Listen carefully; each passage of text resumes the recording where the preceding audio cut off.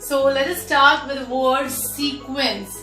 Before starting AP, we have to clear with this word sequence. What is this sequence? Sequence means a set of numbers arranged in some definite order and formed according to some rule that is called the sequence. So you have to just notice down, it is a set of number and it has some definite order. If these two things you'll see in a set of numbers, then that means that is a sequence. For example, I'm taking here 1, 2, 3, 4, 6, 8, 10. So we'll see a few examples here. The first one is, this is the first example where you can see 1, 2, 3, 4, 5. It is a sequence and you will definitely observe some pattern here. And the pattern is the next term will increase by number 1. Similarly, if I'm taking the second one, 7, 7, 7, 7. This is also a sequence, an example of sequence, and here the numbers are not increasing but they are constant. That means the difference between each number is 0. But it is definitely a pattern, a sequence. Similarly, we have one more example of sequence: 1 square, 2 square, 3 square, 4 square, 5 square. So it is also a sequence, but what we are observing here, these are the squares of natural numbers. So these are different kinds of sequences we have, and a few more things I would like to clear to you. The numbers, these 1, 2, 3, actually they are known as the terms of the sequence. So 1 is the first term of the sequence, 2 is the second term of the sequence, 3 is the third term of the sequence, and so on. Similarly, here in this second sequence, the first term is 7. Of course, the second term is also 7. The third term is also 7. But these are the terms. So first, second, third, fourth, and so on. Similarly, here you can also find out the number of terms and the position of terms, the first, second, third, and fourth one.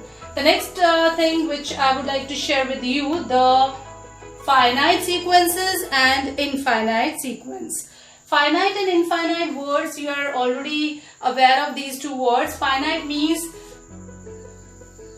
the sequence which is stopped somewhere. That sequence is known as finite. So we are here 1, 2, 3, 4, 5. 5 terms are here. So that's why it's a finite sequence. But in the second example of sequence, we'll see here these dash dash dash. What it means? It means that the sequence is not going to stop anywhere. We cannot count the number of terms. That's why this type of sequences are known as infinite sequence. The third one, can you tell me now it is finite or infinite sequence? The third one is finite sequence, because here 1, 2, 3, 4, 5. 5 terms are there. So when we know the number of how many number of terms are there in the sequence, that is finite sequence.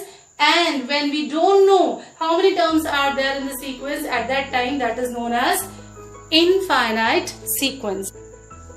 So out of the sequence, there is a fixed type of sequence.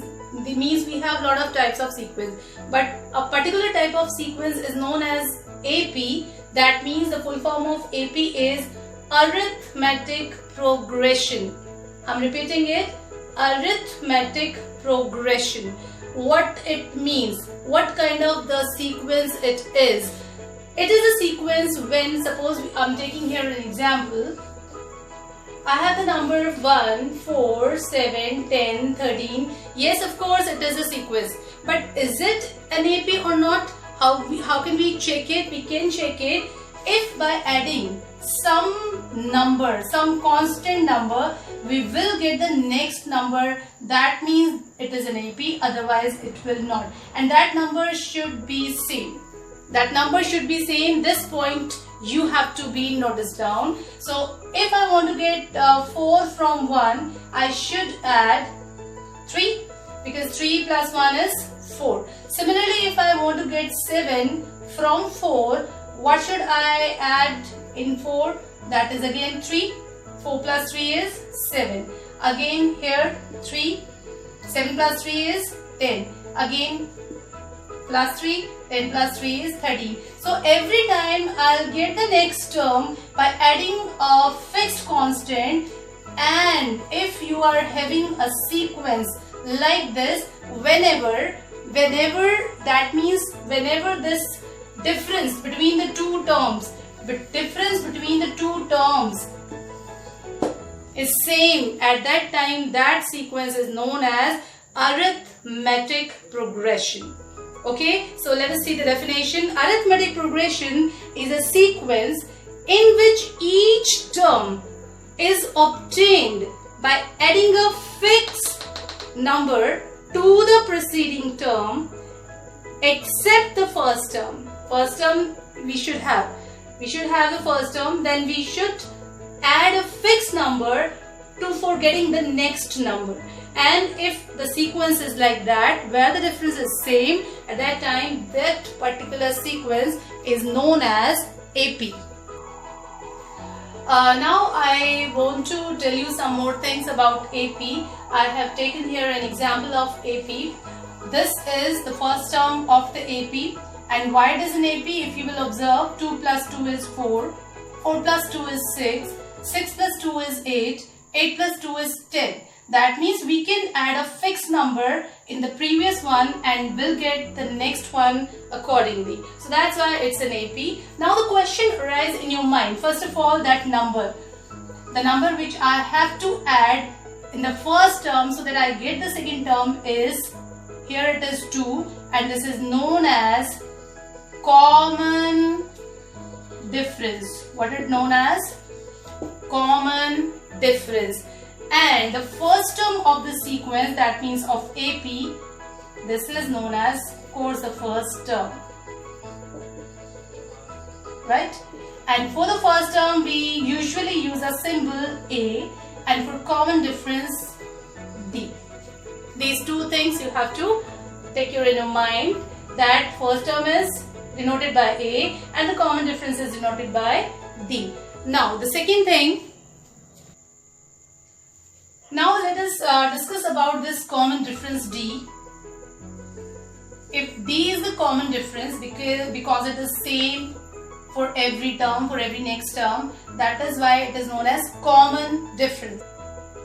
So now the D can be positive, D can be negative, and D can be 0 also.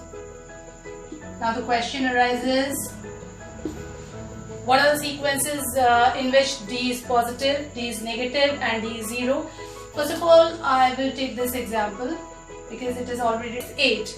If this is the first term and we denote it with A, if I want to denote every term, then I will denote it with A1. That means first term. This is A2. That means second term. Similarly, what it will be? What it will be? If this is A1, this is A2, what it will be? A3. A3. Then A4, A5 and so on. Now the common difference you'll get after subtracting two terms. And always mind it, A2 minus A1 should be D. Similarly, if you want to get it from next two terms, we should subtract A3 minus A2. That is also D. And A3 minus A2 is also D. I have written here. A4 minus A3 is also D. A5 minus A4 is also D. So because D is same, that is common. So you can get after subtracting any two terms, but from the preceding term, from the succeeding term, the preceding term should be subtracted. This point you have to notice down. So for here, if I get the second term by adding 2, that means D is positive. So this is an example where D is positive. So can you give an example where D is negative? Of course, if I just reverse it, 10, 8, 6, 4, 2.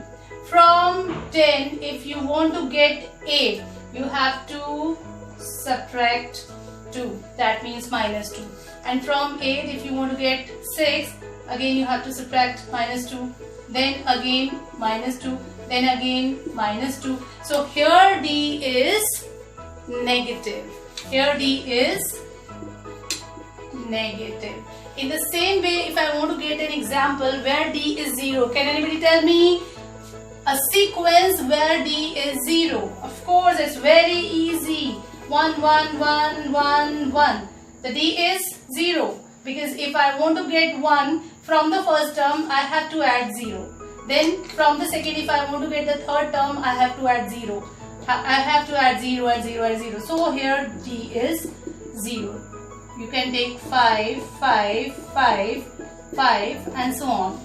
So by these 3 sequences, this is the 4th one, you can able to observe that D can be positive, D can be negative, D can be 0. And how you get this D? You can subtract any 2 terms, but from the following term, the previous term should be subtracted. A2 minus A1, A3 minus A2 and so on.